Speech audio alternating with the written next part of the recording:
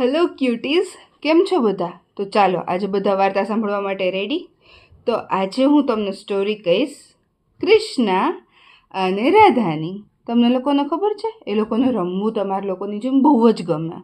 તો એક વખત છે ને એ લોકો યમુના નદીના કિનારે બોલથી રમતા હતા. તો રાધાએ ધીમેકથી કિક મારી તો કાનાએ જોરથી કિક મારી દીધી અને બોલ સીધો છૂમ કરીને પડ્યો ભૂમાં.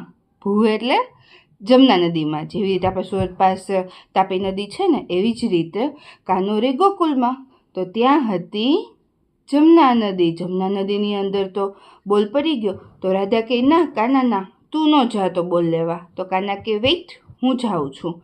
હું ફટાક દઈને આવ્યો ને, ફટાક દઈને ગયો, ફટાક ફટાક એમ કરીને કાનો તો ભૂમાં ભૂપ. રાધા તો જોવે કે મારો કાનો ક્યારે આવશે.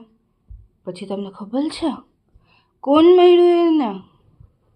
કાલિયા નાગ. કાલિયા નાગ. વાહ!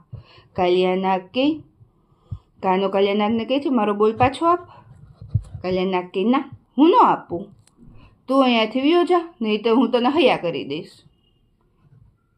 કાનો કે, ના હું તો મારો બોલ લીધા વગર જાવ જ નહીં.